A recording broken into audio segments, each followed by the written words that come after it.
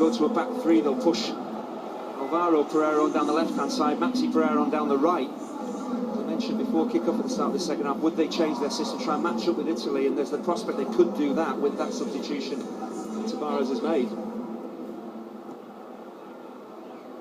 Change for both managers at half-time.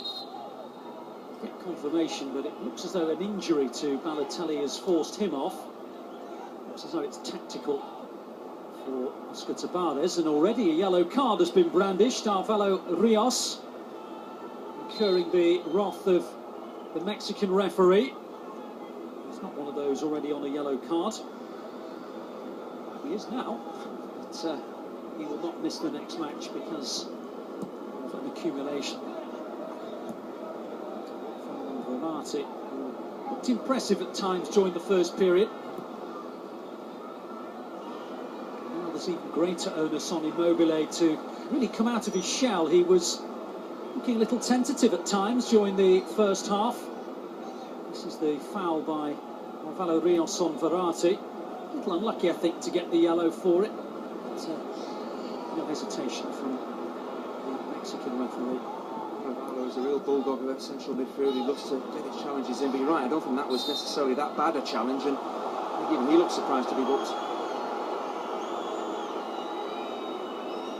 Supporters aren't pleased that their side have been penalised for a second time in the opening 90 seconds or so. There's Chiellini.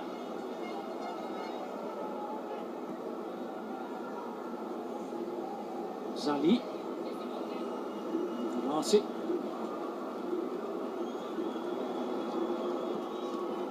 Inevitably involved. Kizio losing out rather tamely. Immediately there's a blue wall that surrounds any advancing Uruguay player, but the referee stopped the play because Caceres, as though he was in some discomfort. I'm not sure there was a foul in there. I think the referee just didn't want to risk the possibility of a serious injury here, but it's better from Uruguay because they're just engaging Italy further up the field, and it's just really a smack in the ribs there. Probably knocks the wind out of Caceres more than anything else, because Parolo doesn't do anything wrong. He stands his ground, and it's Caceres who comes flying into him more than anything else. For referees stopping the play when they believe that a player is genuinely injured, but it's getting harder and harder for referees to know it, isn't it, because of the antics that one or two players have embarked on down the years. But to say, I think he got that one right, because Caceres did look as though he was riding and having it. I spoke to a few referees back in England as well, and what referees do work hard on is the body language of players when they get fouled, or they look like they're trying to make out they've been fouled, or whether they get injured or not. I think referees are very quick, very astute to read a player's body language, and they very quickly know, as the referee did here, he had to stop the game. He knew there was a possibility of possibly a damaged rib or something for Caceres, so the referee did the right thing. He's got to have the player's health in mind. Just a quick glance there of Oscar Tavares. Made his first change. It's actually his second spell in charge. He was also in charge of the national team between 1988 and 1990. It's been his latest spell that has been his most successful. Semi-finalists in the South African World Cup 4 years ago, and winners of the Copa America a year later.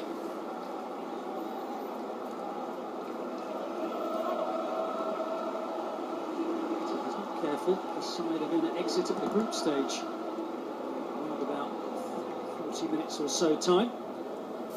They need a goal, pure and simple.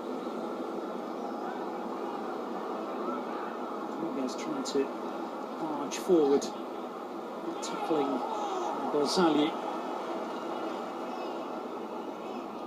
What you can say about that back three, those three centre halves? They are defenders who like to win balls. They're not particularly ball-playing defenders, they're ball-winning defenders, and they like the ugly stuff. Absolutely, but Balotelli watching on there. I'm sure it's an injury that he's picked up, that's why he's been brought off. But looking at what Uruguay have done, they've definitely changed to a back three. They're pushing the two Pereiras on down the flanks.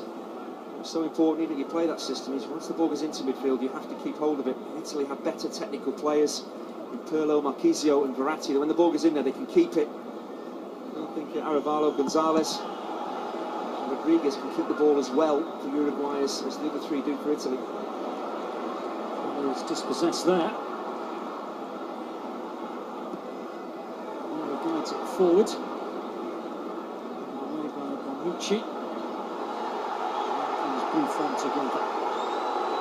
There's Cavani claiming that he should be winning a penalty. The referee couldn't have been more dismissive. The assistant didn't flag. Certainly some contact there, but the referee's in a good position to see this. As I mentioned, they do look at players' body language, how they go to ground. He presumably feels that Cavani has made a meal of that and has thrown himself to the ground, but the Uruguay manager very, very unhappy. Said that all he did was stand his ground and was muscular in the challenge. It was certainly the view the referee took. Oscar Tabarez felt that it was a penalty, but this side needed a goal, so no wonder that he felt that was the case. I think for defenders, you can stand your ground, you can use your arms for leverage. That doesn't mean if your arms come up that you're actually fouling anybody. If it becomes a wrestling match, you've got every right as a defender to hold on to a striker, because he's very much going to hold on to you. You can see it is a wrestling match there, and I'm not sure there's a clear foul in there. I think Cavani realised